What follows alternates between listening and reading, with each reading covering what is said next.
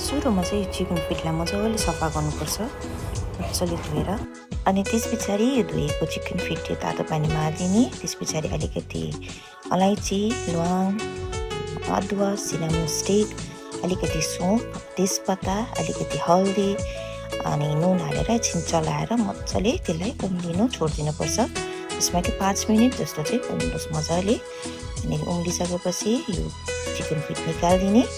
अनि त्यहाँबाट अर्को प्यानमा अलिकति तेल हालिदिने। त्यहाँबाट यो ड्राई चिल्ली अनि लसुन हालेर एकछिन मजाले फ्राई गर्ने। त्यसलाई मजाले एकछिन भुट्यो। अनि त्यहाँबाट यतिको कलर भइसकेपछि निकालिदिनुपर्छ। अनि त्यहाँबाट यसलाई मजाले कुट्ने। अनि लसुन चाहिँ लास्टमा हाल्नु, किन फर्स्टमा हाल्यो भने खोर्सानी मजाले कुटिँदैन।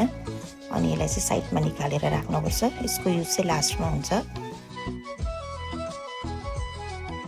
अनि एउटा प्यानमा फेरि यो चिकन फिट हालिदिने। यो चाहिँ बिस्तारो छोप्दै पकाउनुपर्छ, फ्राई हुनु दिनुपर्छ मजाले। फेरि पुरा पड्किन्छ, छोप्दै बिस्तारो गर्दै मजाले फ्राई हुनु दिनुपर्छ।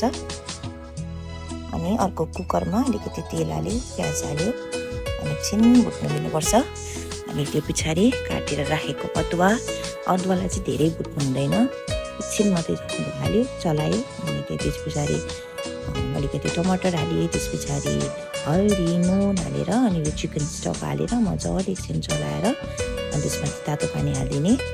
अनि त्यो तातो पानी हालिसकेपछि त्यो जुन चाहिँ हामीले फ्राई गरेर राखेको चिकन फिट थियो त्यसलाई पनि हालिदिने।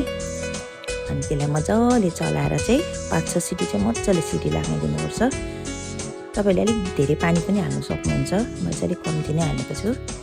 अनि त्यहाँबाट 4-5 सिटी मजाले लागिसकेपछि चाहिँ खोलेर हेर्दाखेरि हाम्रो चिकन फिट लुक यस्तो छ। खाँदाखेरि पनि मिठो हुन्छ, ट्राई गर्नुहोस् होला तपाईँले पनि। अनि यस्तो भइसकेपछि एउटा बोलमा सारिदिने। अनि जुन चाहिँ अगाडि कुटेर राखेको थियो खुर्सानी र गार्लिकको पेस्ट, यसलाई चाहिँ मजाले मिक्स गरिदिनुपर्छ। अन्तखेरि हाम्रो फाइनल लुक चाहिँ यस्तो हुन्छ।